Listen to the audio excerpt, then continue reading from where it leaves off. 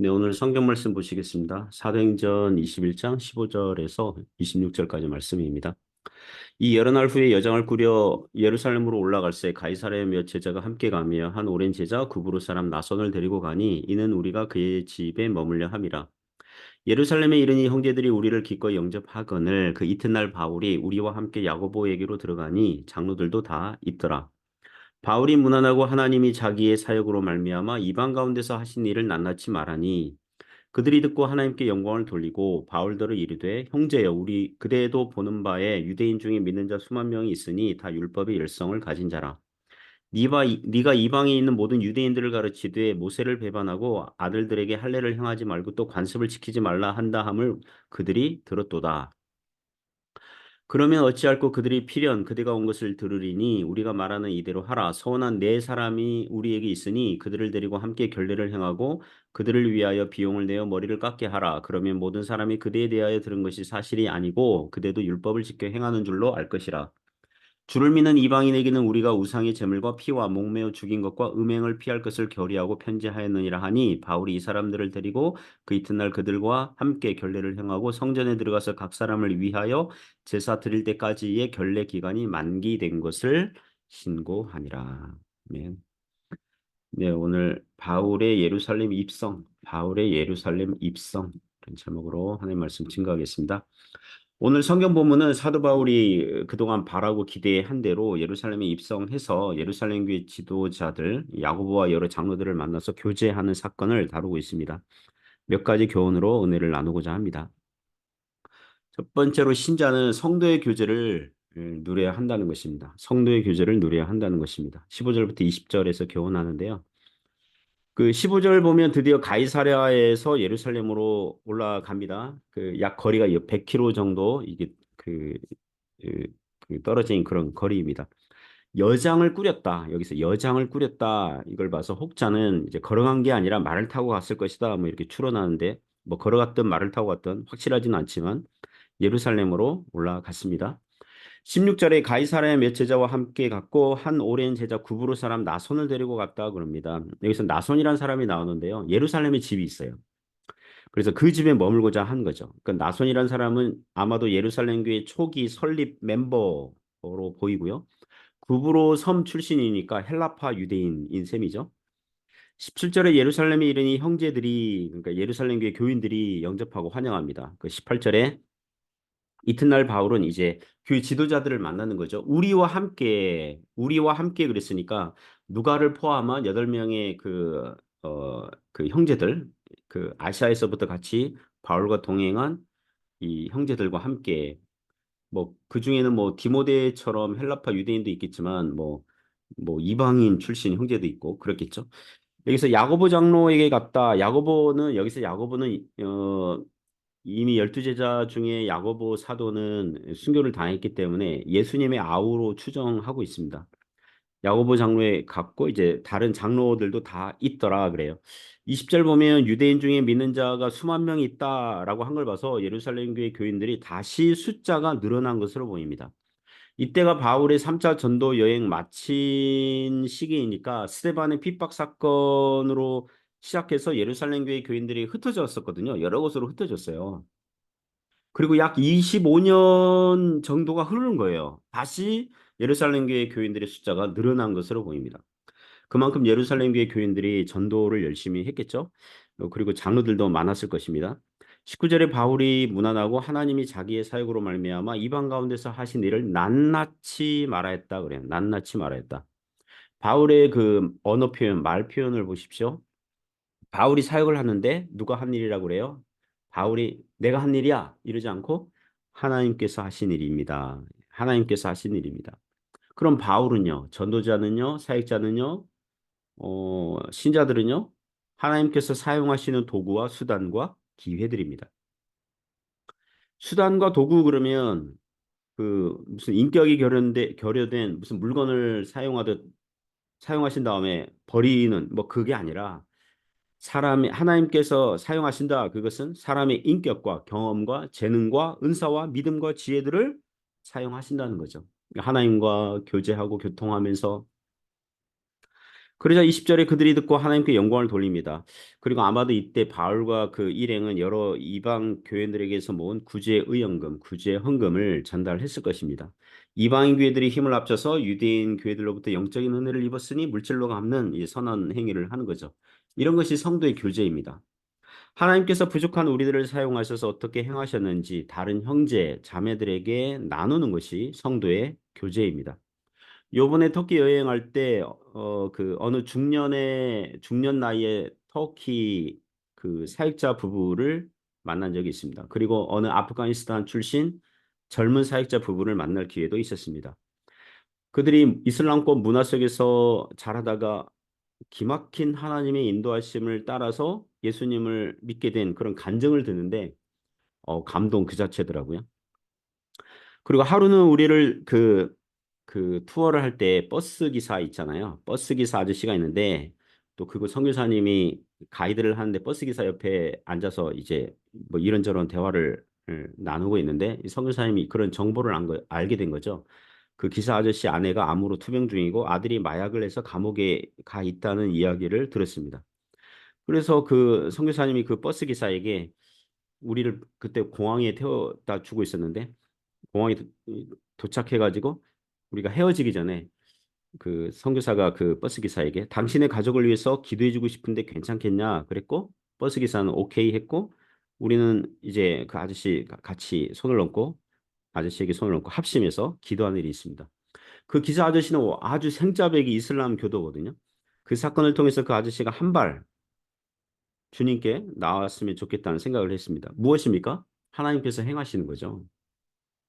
하나님께서 그런 일을 통해서 또 행하시는 거죠. 저와 여러분이 하나님께 쓰임 받는 유익한 사람들이 되기를 바랍니다.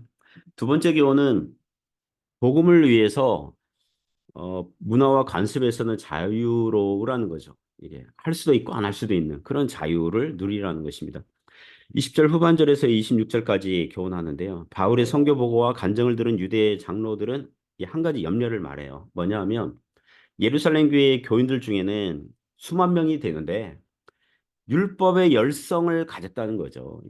율법의 열성을 가진 믿는 자가 수만 명이나 되었다는 것입니다. 그런데 어떤 소문이 퍼졌냐면 21절에 보니까 바울이 이방인에게 있는 모든 유대인들에게 가르치기를 모세를 배반하고 그리고 모세 율법을 뭐 무시한다는 얘기죠. 아들들에게 해야 할례를 행하지 말고 할례를 음, 뭐죠? 무시한다는 거죠. 또 관습을 지키지 말라고 했다는 소문이 쫙 퍼졌다는 거예요. 그게 가짜 뉴스인데 세상 곳곳의 유대인 사회에서 그렇게 소문이 퍼진 것입니다. 그러니까 이 구원을 위한 조건과 자격을 갖추는 의미에서의 율법 행위는 헛되다. 뭐 이런 내용들이 이제 그 바울은 모세 율법을 무시하고 성전을 무시하고 할례를 무시하고 유대인 관습을 무시한다. 요렇게 소문이 퍼진 거죠. 그래서 그렇게 적대적인 유대인 신자들의 여론을 무마하기 위해서 그 제안을 하는 거죠. 아마도 예루살렘 교회 대부분이 유대인들인데 어떻게 보면 아직도 복음과 율법의 관계를 선명하게 그 차이점을 구분하지 못하고 있었던 게 아닐까 그 의심이 들거든요. 사도행전 15장에서 예루살렘 교회에서 회의를 했음에도 불구하고 여전히 유대인들에게는 그런 이 유대인 문화와 관습이 복음보다 앞서거나 복음과 같이 가거나 뭐 그렇게 생각을 좀 했던 것 같아요. 예루살렘 교회 장로들에게는 미안하지만 다시 예루살렘 교회 교인들의 숫자가 늘어난 것이 혹시 유대인들의 심기를 건드리지 않고 기독교인과 유대교의 어떤 차이점을 뭐라 그럴까 이렇게 선명하게 나누지 구분하지 않아서 그런 건 아닐까 좀 살짝 의심스럽죠. 예루살렘 교회 교인들이 아무리 유대인들이고 율법의 열성이라고 어, 이렇게 했는데 차라리 복음의 열성이다 이렇게 했으면 이쁘게 봐줄 건데 율법의 열성이다 요렇게 성경에서 기록하는 점이 좀 그들의 신앙이 좀 마음에 걸리는 거죠. 혹시 율법의 행위로 하나님의 은혜를 얻어낼 수 있다고 여긴 것은 아닌지 의심스러운 거죠. 어쨌든 바울에 대한 오해와 가짜 뉴스가 이 성도의 교제를 해야 되는데 그게 방해가 될 수 있다는 염려를 장로들이 지금 말을 하고 있고 그래서 제안을 하나 해요. 23절 이하를 보면 정황상 나실인 서원이에요. 나실인 서원인데 그렇게 나시린 서원을 한 유대교인들이 4명이 있는데 참고로 나시린 서원은 구약에 보면 30일 만약에 특별한 기간을 정하지 않으면 보통 한 30일 정도 하고요. 그 기간 동안 포도주와 독주 마시는 거 금지, 그리고 시체 만지는 거 금지. 이게 부정해지면 안 되니까. 그리고 30일 끝나면 그 어린 수양 한 마리, 그다음 속죄제와 화목제 제물을 드리고, 그리고 머리카락도 이제 커트 해가지고 머리카락을 제단에 바치는 거거든요. 그리고 재물 비용, 그렇게 할 때 그 재물 비용을 다른 사람이 대신 내줄 수 있는 그런 제도가 있었는데, 바울로 하여금 나시린 서원을 같이 행하고 비용도 내달라고 제안을 한 거예요. 그러면 바울에게 적대적으로 보는 유대인 교인들이 아, 바울에 대한 소문이 거짓 소문이구나. 바울은 율법을 무시하지 않고 존중하는구나. 이렇게 여기게 될 거라는 것입니다. 어떻게 보면 지혜로운 제안이죠. 그리고 25절 이전에 그 사도행전 15장에서 그 예루살렘 교회 회의의 결정을 다시 한번 언급해요.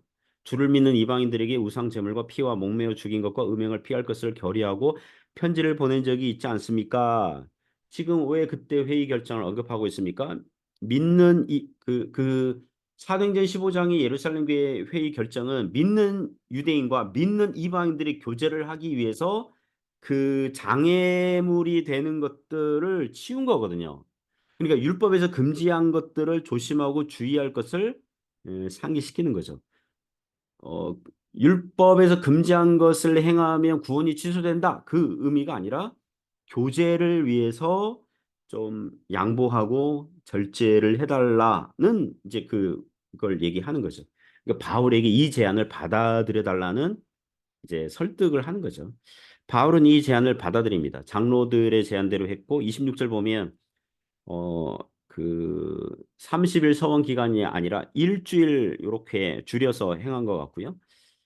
그렇게 그래서 성전에 가서 또 이렇게 나실인 그런 서원 그러니까 마친 거 이제 그렇게 이제 얘기를 하는 거죠. 자, 바울은 왜 이 제안을 받아들였습니까? 왜냐하면 복음을 위해서 관습과 문화 정도는 따라줄 수 있기 때문입니다. 유대인에게는 유대인과 같이 하고 무할례자에게는 무할례자처럼 하고 할례자에게는 할례자처럼 할 수 있는 거예요. 갈라디아서 5장 6절 보면요. 바울이 말을 합니다. 그리스도 예수 안에서는 할례나 무할례나 효력이 없으되 그리스도 예수 안에서는 할례를 하든 무할례자든 그거는 이제 더 이상 어떤 영적이고 도덕적이고 종교적인 의미가 없다는 거예요. 효력이 없으되 오직 사랑으로서 역사하는 믿음뿐이니라. 만일 누가 할례를 반드시 받아야 구원받거나 하나님으로부터 오는 은혜를 받을 수 있는 자격을 갖추는 행위입니다라고 말을 하면 바울은 그런 목적으로는 할례를 받지 말라고 할 거예요. 왜냐하면 그렇게 하면 할례가 복음의 본질을 무너뜨리게 되는 거거든요. 그러나 어느 믿는 유대인이 조상 때부터 할례를 행하는 관습과 문화가 있었으니 자기 아들에게도 할례를 하면 대체 오케이. 그건 문제가 안 되거든요. 그렇잖아요. 뭐 그 사람이 할례를 행해서 구원은 따놓은 당상으로 여기고 그게 아니고 그냥 관습과 문화 속에서 하는 거라면 대체 오케이. 괜찮은 거죠. 사도행전 16장에서 바울이 디모데를 데리고 2차 전도 여행을 이제 그 여행팀에 이제 합류를 시키고자 할 때에 마침 디모데가 어릴 때 할례를 행하지 않은 걸 알게 된 거예요. 그래서 할례를 행하도록 합니다. 왜냐하면 앞으로 전도 여행을 할 때에 가는 도시마다 유대인 회당에 들어가서 복음을 가르치고 전해야 되는데 디모데가 만일 할례 받지 않은 상태라면 유대인들이 만나주지도 않을 거예요. 인사조차, 교제조차, 상종조차 하지 않아요. 할례받지 않은 상태라면 이방인 취급해가지고 만나주지도 않아요. 왜냐하면 유대인들이 이방인들과 접촉하면 부정하다 이렇게 여기게 되니까 그런 여기는 파네. 그래서 유대인들에게도 할례자들에게도 복음을 전하기 위해서는 얼마든지 디모데를 할례를 시킨 겁니다. 예, 할례자들에게 복음을 전하기 위해서 할례 받은 자처럼 이렇게 할 수 있는 거거든요. 적절한 예화인지는 모르겠지만 우리나라 12월 하순 정도 되면 동짓날이 있잖아요. 그날 주로 뭐 먹어요? 팥죽 먹습니다. 왜 팥죽을 먹습니까? 이게 찾아보니까 팥이 옛날 그 우리나라 조상들이 생각하기를 귀신을 쫓아내고 액땜을 해준다고 여겼다는 거죠. 그 우리나라 조상님들이 그랬다는 거죠. 그래서 경조사 때마다 팥 들어간 떡, 밥, 죽을 이렇게 먹곤 했다는 거죠. 자, 믿는 성도가 동짓날에 설마 그럴 리는 없겠지만 팥죽을 먹어야 악귀를 내쫓고 뭐 행운을 얻을 수 있다. 이런 의도로 팥죽을 먹겠다 그러면 안 되는 그런 건 그건 안 되는 거죠. 그러나 문화 속에서 조상 때부터 동짓날에는 팥죽을 먹어왔고 팥죽이 건강에도 좋다고 하니 먹는다면 뭐 그거는 괜찮은 거죠. 우리 교회에서는 부활절에 특별히 삶은 계란을 주지 않아요. 몇 년 전부터 그렇게 해오고 있습니다. 왜냐하면 삶은 계란과 부활절을 서로 연결시키게 하지 않으려고 하는 작은 몸부림으로 보면 되겠습니다. 부활절에 계란 주는 관습은 유럽의 옛날 유럽에서 부활절에 가난한 사람들을 구제할 때에 계란을 선물로 줬다 뭐 그런 기록이 있더라고요. 어쨌든 그러니까 계란 받으니까 부활절에 계란 주나 보다. 계란 삶은 계란이 어떤 부활에 어떤 의미가 있나 보다. 이렇게 연결시키지 않으려고 아예 주지 않는데요. 왜냐하면 부활절의 메인 주제가 예수님의 부활이어야 되는데 막 계란 삶은 계란 이게 하면 안 되잖아요. 자, 그러나 주일학교 아이들에게 부활절에 간식과 뭐 선물을 줄 때 뭐 사탕도 이렇게 예를 들면 이 선물 박스 간식 주머니에 서, 사탕도 있고 과자도 있고 전혀 예수님의 부활과 연관시키려고 하지 않은 의도로 삶은 계란도 끼워준다면 그런 거는 괜찮죠. 예, 간식으로서의 뭐 삶은 계란 괜찮잖아요. 물론 옛날에는 계란이 귀해서 삶은 계란 그 굉장히 제가 어렸을 때 그 초등학교 시절에 부활절에 친구 따라서 갔는데 그 셀로판 용지에 색깔 있는 그 거기에 삶은 계란을 줘가지고 굉장히 감사하면서 콧노래 부르면서 집으로 돌아왔던 기억이 있습니다. 그러니까 옛날에는 귀한 거였잖아요. 근데 지금은 뭐 흔히 먹을 수 있기 때문에 마치 그런 거죠. 복음보다 문화와 관습이 앞서면 안 돼요. 그러나 복음을 위해서 성도의 교제를 위해서 문화와 관습을 얼마든지 행할 수 있는 자유. 또 반대로 행하지 않을 수도 있는 자유가 있는 거예요. 그죠? 그런 자유가 있어요. 사랑하는 성도 여러분, 우리가 복음에 대해서 선명하게 알면 알수록 더 자유를 누리게 되어 있습니다. 그런 은혜가 있기를 주님의 이름으로 축복합니다. 기도하겠습니다. 하나님 아버지, 성도의 교제를 또 그리고 복음 안에서 자유를 누리는 그런 은혜를 허락하여 주옵소서. 예수님의 이름으로 기도드립니다. 아멘.